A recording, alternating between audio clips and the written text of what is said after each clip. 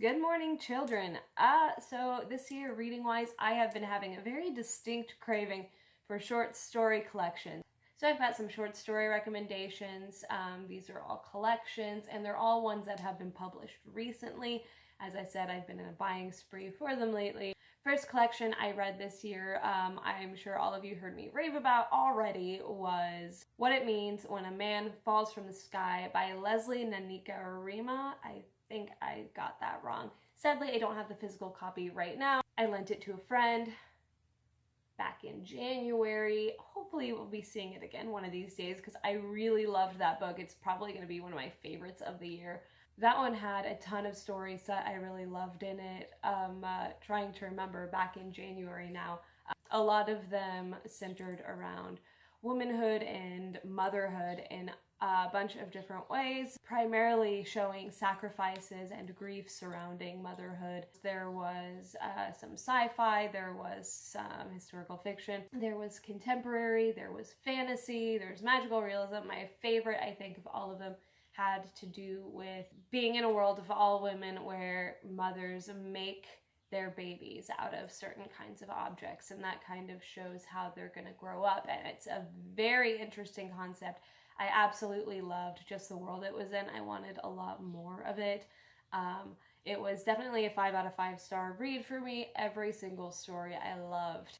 So next one, as well as the last one, I do already have reviews on. The links to them will be below in the descriptions. That's why I'm kind of rushing through these. That's my next recommendation is You Know You Want This by Kristen Roppenheim, and I'm probably saying that wrong. This one was incredibly interesting. I don't remember how many stars I gave it though. I think it was more around 4. See, it's harder for me to rate short story collections because how are you supposed to do that whenever each story is going to be having different elements? You guys know my 5-star system would not work very well for an entirety of a book, so I just have to kind of go with the general feeling it gave me. This one was very good, very uncomfortable in the best way possible. Most of the short stories kind of center around what people really want and how they go about to get that, and just the really weird, deep desires inside a person. Yes, it is mostly sexual, mostly not.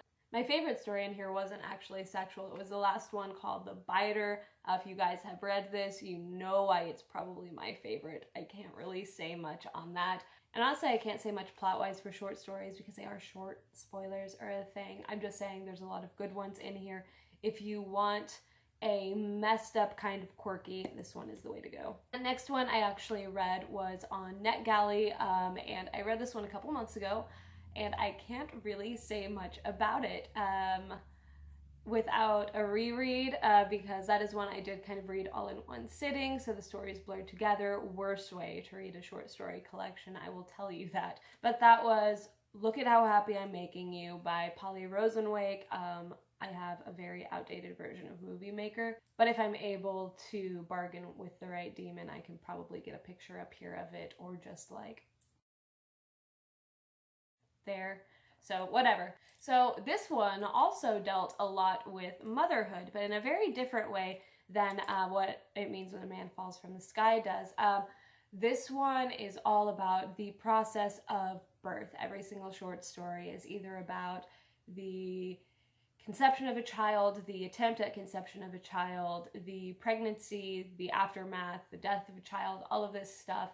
And it is just honestly a very good social commentary that kind of de-romanticizes the birthing process, which I really love. There are a lot of good characters in it, and just some of the weary philosophies of being a mother are put in there so well. I really enjoyed that collection.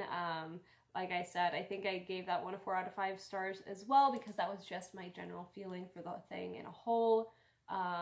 If I went into some of the stories individually, there probably would be a lot of 5 out of 5s, but then there'd also be a few 2 out of 5s, because a few of them were forgettable. That one, I think, came out last month. I got it as an ARC from NetGalley, so thank you, NetGalley, for that. I really enjoyed it. So next recommendation that I absolutely love, this was a 5 out of 5 stars for me, and that was Friday Black, stories by, I am so sorry,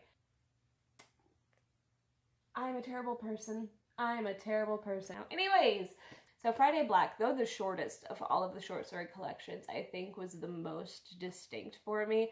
All of the stories in it were so incredibly different, but they still worked very, very well together. The author has an incredibly distinct writing style. There are a lot of these with sci-fi elements, fantasy elements, futuristic elements I really, really loved. A few of my favorites being Zimmerland, where an African American works in a sort of amusement park, which gives the white people an opportunity to let out their racism in safe ways. And it was just, ugh. There were also quite a few stories dealing with retail that I just loved, because I feel like that's not a voice that is brought up as much in stories. As a retail worker myself, it's kind of cathartic to find someone to relate to who has to work Black Fridays and sales and deal with terrible, terrible people. So that was really cool. Another one of my favorites was The Hospital Where, and it takes place in a hospital where a young man makes a bargain with a 12-tongued god. Can't say any more than that. This one was incredibly excellent. It's one I'm definitely down to reread, like anytime. Any of these stories, they were just also distinct and gorgeous, and this guy's voice is, like I said, incredibly distinct. So if you want a light book with heavy topics, this one's the way to go. All right, speaking of heavy topics, I'm pretty sure people have talked about this one a lot in the past couple of years. That was Her Body and Other Parties by Carmen Maria Machado. This one was another very distinct one, with stories ranging from sci-fi to fantasy to supernatural and to Law and Order SVU, which I didn't even know was a genre, but it definitely is. But Especially Heinous was definitely my favorite short story in here. It actually takes up most of the book, and it is just going through every single episode of Law and Order SVU, and it is just reimagining it, and it takes the strangest twists. Like, I started reading it thinking it was just a summary of, like, each Law & Order SVU episode, which I, once again, have never seen.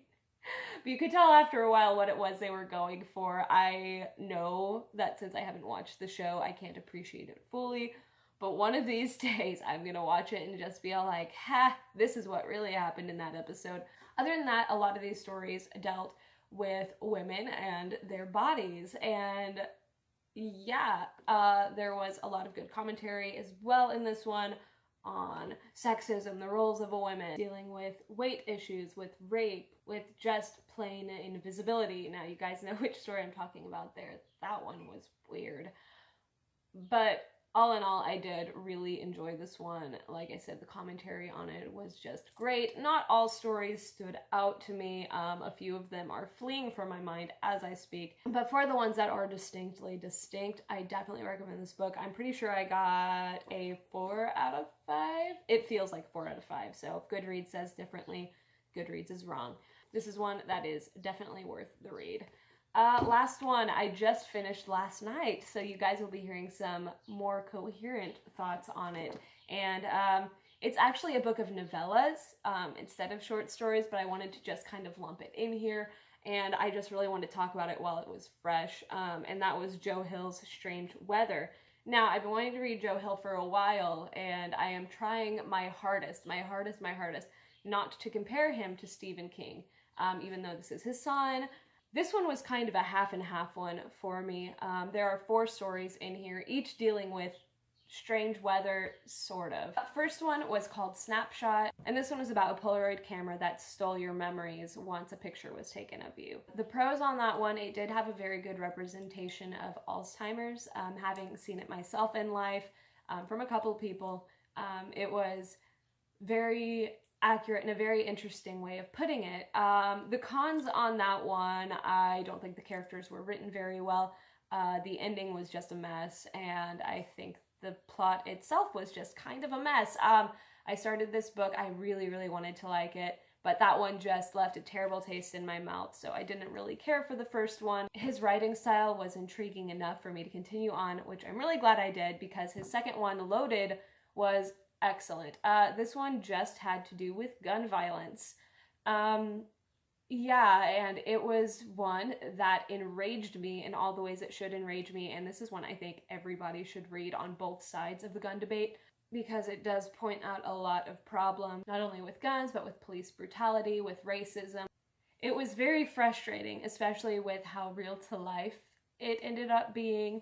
My only complaint with that one was, once again, the ending. I think, and I'm going to go on to explain with the rest of these short stories, I think Joe Hill has some very interesting concepts, but just doesn't know how to end them, which takes me to the next story, which I also didn't care for as much, and then that was Aloft. That one was about a kid who went skydiving, landed on a cloud that was not really a cloud, it was like a psychic cloud, and it was, yeah, that's pretty much it.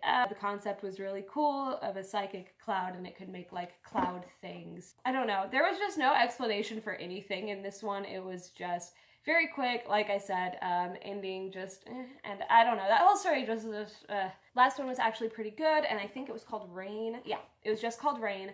And this phenomenon happened where all of the rain starts to turn into these like needles, like these quartz needles coming out of the sky, and it just kills everyone who gets caught out in it.